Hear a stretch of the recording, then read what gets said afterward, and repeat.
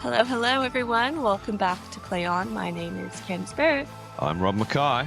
and Piardi is off due to a family emergency, I would say, and hope everyone is doing well. Yes, absolutely. Hope to see you back next week, mate. There will be plenty to talk about, no doubt. And there's plenty to talk about this week as well, isn't there, Candace? Yeah, there's Sevens is building up again. There's Singapore Sevens this weekend. Heard lots of news about some referees retiring, some referees going over to England, and yeah, it's really exciting, actually, how everyone's moving around. So where do we start? Sara Cox, as to me, that was probably the biggest news in the past week or so. Unfortunately, she's retiring from international matches. It looks as though I watched some of the English Prem over the weekend. She was on the sideline ARing. So I feel like she's still around. So I'm not going to be too upset about it. But she is, from international matches, she's retiring. And she was the world's first and most capped female professional referee. But for me personally, I remember living in the UK, still a player. I remember seeing her referee in the Prem, and I was just like, this is sick. This is what I want to do. I feel like I could see her journey, and so that's probably also one of the reasons why I became a referee. So thank you, Sara Cox. Well, isn't that a great story? And that just is another example of see it, be it. So the more female match officials we have, the easier it is to bring the next generation through. So you've been inspired by her. I know others have been inspired by Amy, for example, Amy Perrott. So, we need leaders like that. And, Sarah's record is it's quite astonishing just reading what she's done. Even like her personality, that like I remember following her on social media, and she's like, she doesn't post too much, but when she does, it's pretty funny. She seems really personable and maybe like doesn't take herself too seriously. So it makes me feel like you could be like approaching them about stuff. Yeah. But no, it's been good. You had some highlights? Yeah, there's some highlights that I long think list there. It is a long list, and I think we need to celebrate her body of work because it's important that we do that. She's the only female referee to have done 50 test matches. Wow. That's something in itself. She officiated in 5 Rugby World Cups. That is extraordinary. She made her test debut in 2014, Spain versus Ireland. The final test was in the recent Rugby World Cup quarter final between New Zealand and South Africa. She was the first female professional referee in 2016. She was the most capped female referee in test history with her 35th test in 2023. She's the joint 14th most test cap history of all time. She's refereed 11 matches across 3 Women's Rugby World Cups, including 4 at England in 2025. Didn't she get an award from like the King or Queen or something? Yeah, well? she's got an MBE. Woo! Just got that little letter. Yeah, a little gong. 111 matches on the Women's 7 Series. She's refereed women's finals at the Commonwealth Games and the Rugby World Cup Sevens. She was at 2 Olympic Games, including the gold medal match in Tokyo. It's a body of work that is just extraordinary. So, Sarah, congratulations. Yeah, congratulations. Speaking of female match officials.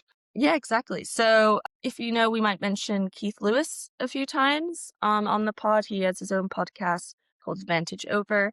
Last year, it looked as though he got Tarsh Ganley on from New Zealand, and she went into detail about how she's going to be going and moving over to England to actually referee in the English Premiership for women, which is so exciting. It's probably like the best level of rugby you can get, and it's so intense over there in the crowds and everything. So I feel as though it's a great opportunity for her. And I think it's the first time a Kiwi has ever done it. Feel free to listen to that podcast. She goes into detail about it, talks about her World Cup experience, but also, she's going to be heading over there soon, or she is there. I think her first match is this Sunday. Yeah, go well, Tash. We'll be watching. Great job. Yeah, I think she has Exeter Chiefs versus Leicester Tigers. Which will be an absolute doozy of a game. So, awesome. What a great way to further your development. So, good on her for backing herself and for those who helped make it happen. I like that idea of the exchanges, though. I feel as though Like, what's stopping an English referee coming over to do some of the Super W or something? You know what I mean? Like, there's ways of doing those exchanges, which is awesome. Look, I think exchanges at all levels for match officials are fantastic. It doesn't matter whether you're Yeah. a World Cup referee or whether you're just starting. The more experience you can get in different environments, the better. You get And exposure to, climates as well.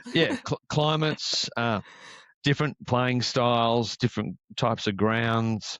I mean, I've been to a match where the pitch was sand. You know, it was in the Middle East. It was a club match in Oman, and they're playing on Wow. sand. Yeah, that changes the dynamic of the game completely. I mean, Crunchy mouth guards. That's what makes me think well, of it. crunchy mouth guards, but grubber kicks don't do much. As golfers Nope. say, it plays long. So, little variables like that. We've talked about refereeing in snow and ice and frigid conditions. Heat, refereeing in the Pacific, sevens, 15s. Imagine in Dubai, for example. Yeah. Dubai Yeah, sevens. Yeah. yeah. So All of that. get the experience. It can only help you develop as a match official, and it's a great way to see different parts of rugby. So, hmm yeah.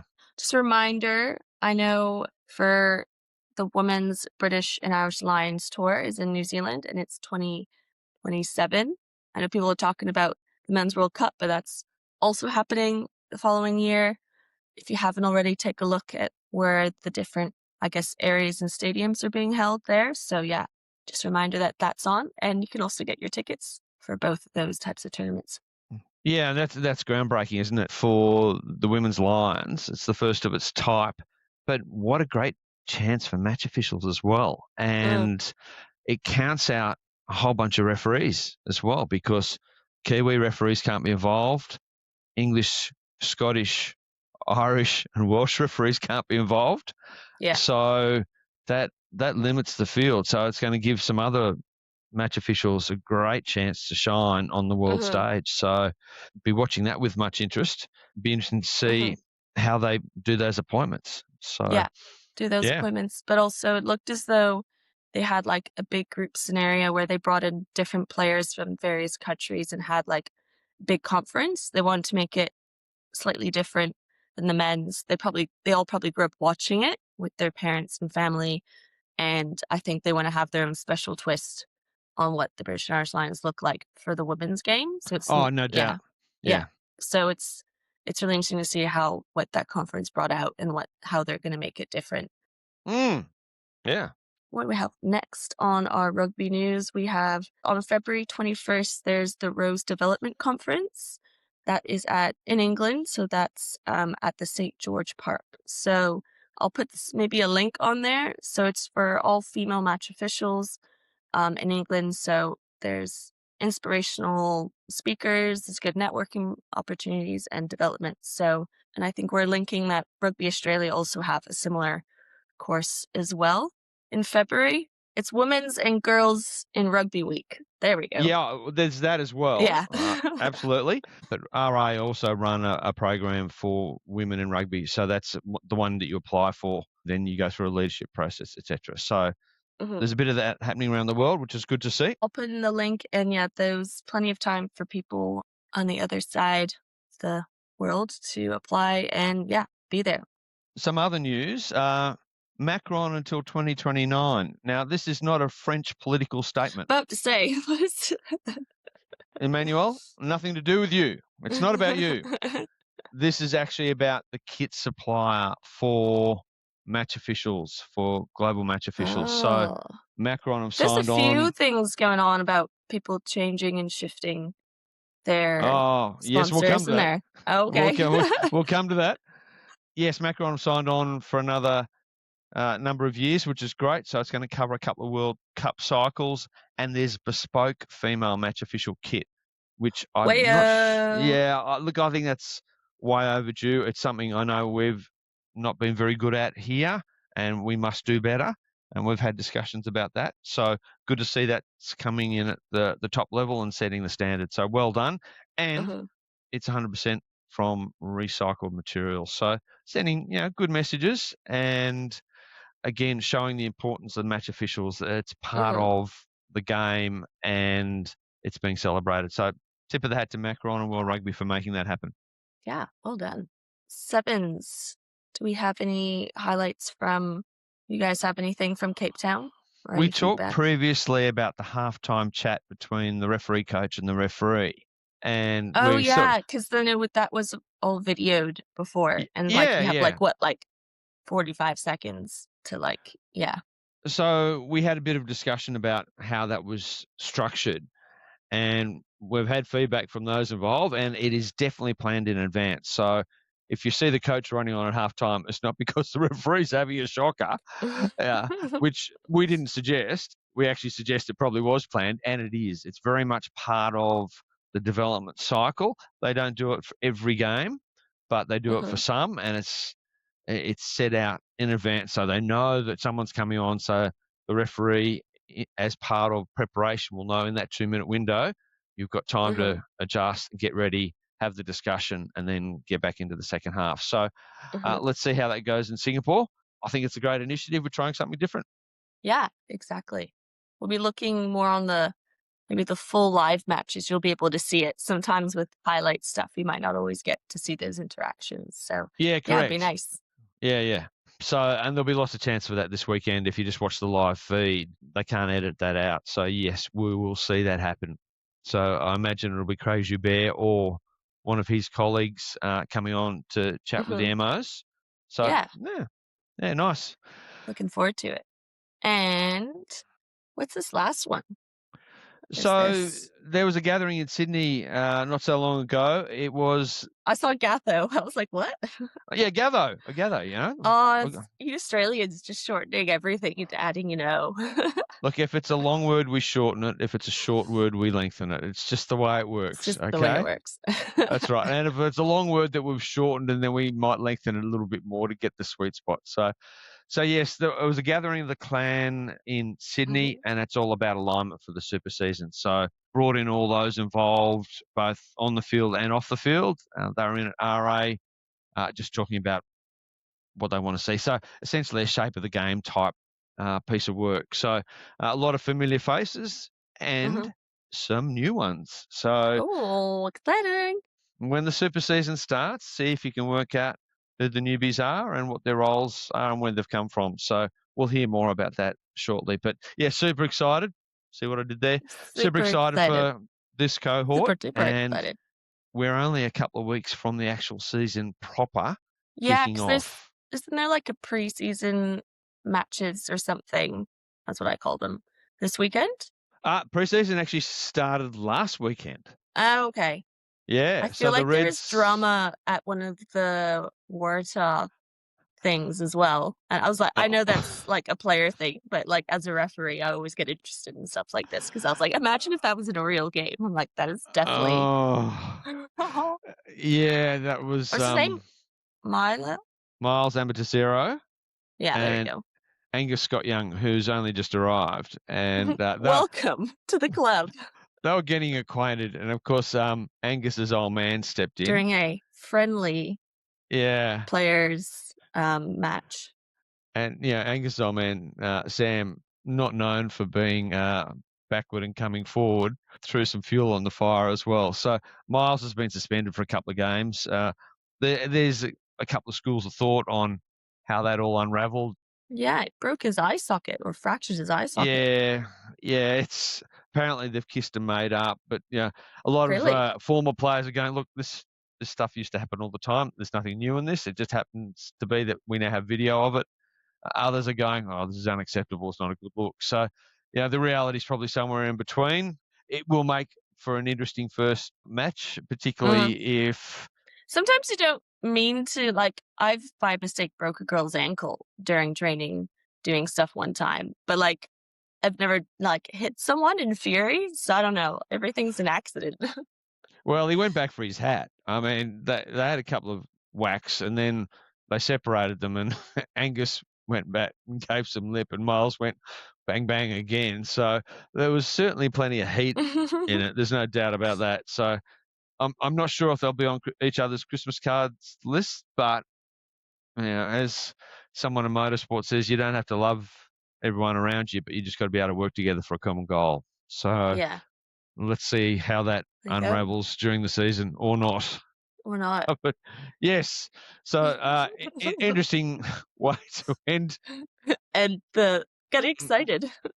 rugby Those news players from. won't be involved, but anyway. Yeah, well, particularly if Miles is he's a lock and Angus is a flanker, so he might be packing onto him. So, Maybe just grabbing his back, yeah, well, putting his grabbing something. Yeah. shoulders right. Yeah. Hey ho. All right, so moving on. Moving on. Trends. Rugby trends?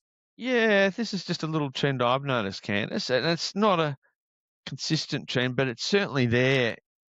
The box kick is, or just the kick from the ruck. It may not be a box kick, but it's certainly a part of the game now. Contestable kicks are a massive part of it, particularly now that we've opened up access. So it's a very strategic part of the game. So how that all works around the breakdown is really important for us to officiate, make sure we've got a number of things, the 5 seconds, use it, manage that carefully, manage the onside for the defending team. Also, the random people, sometimes they're just in no man's land. Random, not so random. Strategic. Yeah, exactly.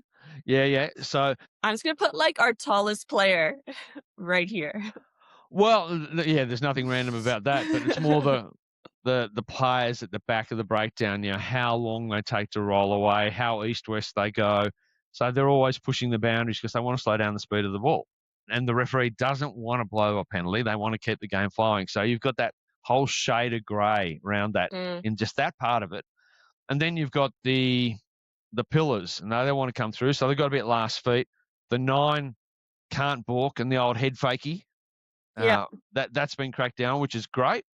So now the 9s are waiting as long as they can. They're trying to tease the pillars to come through. So often they're doing something, whether it's just delaying time, and the pillars are coming through, at which point they go, oh, I'm offside. They step back, and then the 9 will kick. So there's that part of it. But then on the defending side, or the team not in possession, the breakdown, the players at the back of it are actually got the awareness to get out of the breakdown, because then they shorten up the breakdown so the non-kicking pillars can get closer to the 9. So, really smart footy. Not every team's doing it, but you are seeing that last feet line coming closer to the 9 because they're shortening it up. Yeah. Yeah.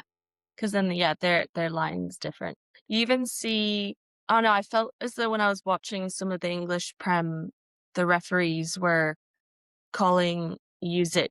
I think they know once they're in a certain zone within their 22, they're most likely probably going to be doing a box kick. So then they're setting themselves up to say, use it. It's a lot faster now. They're not waiting till they're set up and then saying use it. It's almost like once they start getting the people in. I don't know. I feel like, I don't know any other way of how they're going to like exit the ball, but it should be a bit more interesting. I don't know. It gets a bit boring sometimes. So I hope this part of the game doesn't stick for too long. Well, we've also seen, I don't want to say dummy because that implies the 9's done something that they shouldn't have.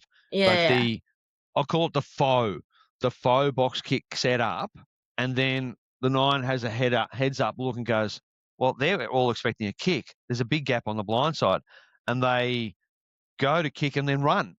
Because some players just switch off. Like, you're like, oh, this is my time to have a bit of a breather. Correct. I'm a forward. I know I can't really chase that. I'm just going to trot along. So you might have your lock pillar, they're still awake, but then you might have 10, 20, 30 might be tight forwards, or the heavies, as some call them, and you've got a mismatch with a couple of backs on a couple of heavies, and the 9's going, oh, hang on, there's something on here, and goes from plan A to plan B, at which point the defence, if they're not alert, could be in a world of pain. But if that back does get caught by the heavy, the back's in a world of pain. So it's a gamble, but it's great to watch. It's great theatre. I guess in terms of like positioning, I always feel as though as a referee, you just try to like constantly use your little feet to get around, because I'm like talking to the right people, but I don't want to really be in the way of that charge down. So you're like having to talk, but like step a few like around. I don't know if you had any insight, but I don't really. Yeah. Because then some referees, they're like having a little. I don't know. I'm pointing. I'm having one arm like facing straight, pointing at someone who's clearly the lock who wants to charge, and I'm then pointing at the 9 to be like, use it, and they're like, duh. Or they're managing both offsides because your chasers, your Like, kicking chasers, you want behind the kick, and obviously your pillar you want behind as well. So that's quite a common positioning statement. Absolutely. Where to stand? Tricky. The first thing, don't be static. You don't want to be stationary because if something changes, you've got to be moving. So as Nick Berry always says, always moving, even if it's just walking or stepping slowly so that you're ready to fire to the next level. I quite like being in cases like that behind the 9 so that I can, it means I've got to run further, but it also means I'm out of the way. So I can see a charge down, I can see an offside line, or you go out the A line, channel 1.5 in case they do a pick and drive that you're not ready for. But you've just got to be alert because things change really quickly. It's dynamic. And if there is a charge down, you've got to get out of the way of that as well. So, yeah, tricky.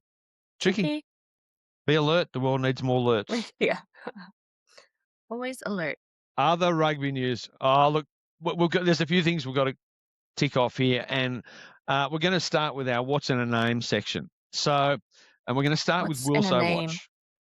Wilso Watch. So, Harry Wilson. What's Harry Wilson up to? Well, he's unfortunately injured, so he's going to miss the start of Super. Or he's playing this weekend in the Singapore Sevens for the Aussie Sevens.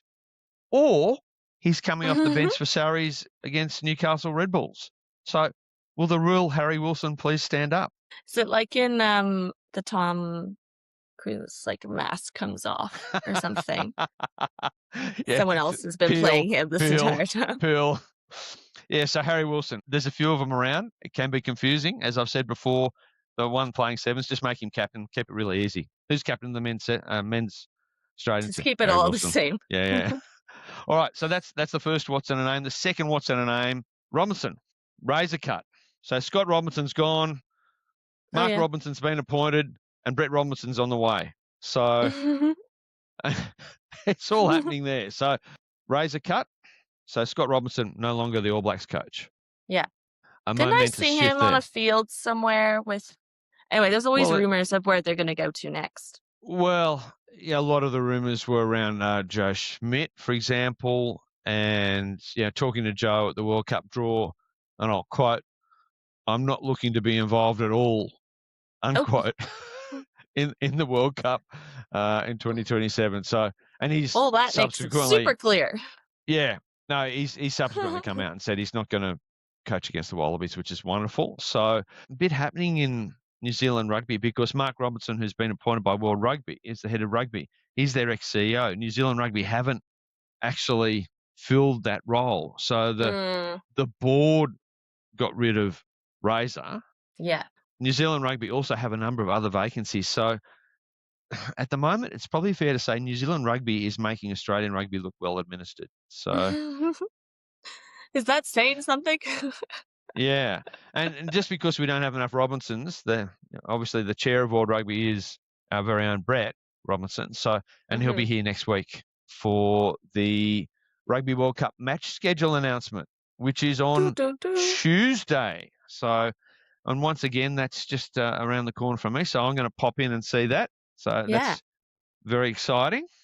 Have you bought any tickets or arranged anything for the World Cup already? Okay, so unless you're buying the premium experiences, you cannot yet buy Rugby World Cup tickets. However, what you buy can flights, do... though.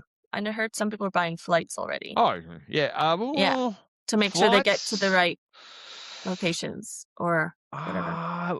Well, the flight window usually opens 12 months in advance for tickets with airlines, unless you're buying packages through a third party who may have special rights to that. So that might be your premium setup, but I'm not sure about that. But in terms of the actual match tickets, if you want to have a chance to buy match tickets, you have to pre-register. And the pre-registration closes in a couple of weeks. So hop onto the Rugby World Cup website, pre-register, and then once you start getting the emails, you'll know you're pre-registered so that when the time comes, you can put your bids in and save up, have an idea. Once the schedule comes out next week, then it makes it a little easier to plan. You'll know which of the matches you want to go and see, which ones are in your home city, which ones you might want to travel for, boys trip, girls trip, family trip, team trip, etc. So yeah, watch that space because there's going to be a lot of discussion around that in the next week or so. And the deadline for registering is, off the top of my head, 17th of Feb, but it might be the 13th of Feb. So we'll talk more about These that poor in our next pod. Australians, they spend all their money in 2025 on the British Irish Lions for other fans, and then they're having to save up again to then spend all their money in 2027. And then 29. So yeah, absolutely. So fun. Yeah. It's like, where does all your money go to? Rugby. What did you do on weekends? Rugby. Have I got an addiction? No. Am I an No. addict? No. Am I in denial? No. So we talked about Super Rugby pre-season. The Force actually beat the Reds last week in a last-minute try, not far from the bell in Perth. They played 3/3, so it was pretty loose, but that's normal operating procedure for this time of year. One final piece of news, Squidge. I don't know if anyone follows Squidge. Squidge is a rugby analyst legend. He started analysing the game a decade or so ago. Anyway, he made a big announcement this week, very heartfelt too. He's taking a step back from all the stuff that he's doing. He's just having a little bit of a break because basically he's burnt out because he's just, we talk about a rugby passion and rugby addiction. There's a man who loves his rugby, and I actually feel for him a bit at the moment because he's a Welsh rugby guy, and Welsh rugby is in even more hurt than the Kiwis. Yeah. So, tough gig at the moment. So, Squidge, firstly, thank you for everything because so many people watch your stuff, and I'm certainly one of them. My rugby-loving son, I've got two of those, but one in particular loves Squidge. So we're thinking of you, Squidge. So look after yourself. We look forward to seeing you back soon. Squidge, take a nice little break and revive yourself. Maybe you want to come back. Alrighty, on to some UK Prem. I watched some, and the only thing I really saw was one of the last matches that I watched. I even put a little video clip of it in our little group chat. This was during the match of Sales Sharks versus Northampton. So it's in the very last of 28 minutes. Yeah, it's not far from the end. Yeah, so Northampton are on the edge. They've put a grubber kick through, and it's near the sideline, and players chased it through. The ball has stayed inside the plane of touch, but the player has, again, towed it through. And in so doing, while they were towing it through, their non-kicking foot was outside the field of play, but their kicking foot was inside the field of play, i.e. they made contact with the ball when it had not crossed the plane. So the referee, very wisely, so tip of the hat to you, Anthony, the referee very wisely let it play on. The bounce was super special. Pollock got the bounce, outran another back, outran a back and scored. So then it went to the TMO, and of course, this is when the commentators step in. Oh my, it's so funny. And if there's a tip of the day is don't rely on expert rugby commentators for your law knowledge because they got it 100% wrong. Yep. it was. And then while they were talking, you could also hear the referee clearly explaining it as well. And then slowly they realized that they were wrong, and it had to be well, that's the laws of the game. And maybe the second tip of the day is if you're an expert commentator, shut up and listen to what the referee's saying because they're going to explain it for you. Should we listen to what the referee has to say here? And look, the key part of it, there's two key parts of it, really. Firstly, the ball hadn't crossed the plane, and secondly, the player was not in possession. Yeah. And that's part of your checklist. Had either of those changed, then we would have had a different outcome, but they didn't. So the AR didn't put his flag up. Yeah, Bravo I didn't see that either because he was running behind them, so he was checking the line. But yeah, he didn't lift up his flag, which was perfect. Well, absolutely. You got the TMO safety net. You put your flag up. You can't put the genie back in the bottle. You leave your flag down. You play on. Try scored. You review. If they're out, you come back. Okay, you lose a bit of playing time, but that's much better than the downside. That's 78 minutes of whatever, and then they'll. Yeah. So, and That is actually law 18.2D. No, you which touch is our law of the law. week, everyone. Woo! Yes! Law of the week. Sorry, Candace, I've jumped ahead. Don't My worry, bad. that's okay. It all links together. It all comes together. together. It all comes So together. yeah, Don't you law love it? of the week. Yeah, 18.2D. So, shall I read it out? Let me read it out properly. Da, da, da. I reckon you should read it out improperly because that'd be so much more fun. Just to confuse people even more, not that they were already confused about touch law. 18, so it's touch, which is also goes under quick throw and line out. So 18.2 is for when the ball is not in touch or touch in goal if, and when it says for D, a player who is in touch kicks or knocks the ball but does not hold it, provided it has not reached the plane of touch. Boom. So there you go. Boom, bam. Very good. It's actually not that difficult.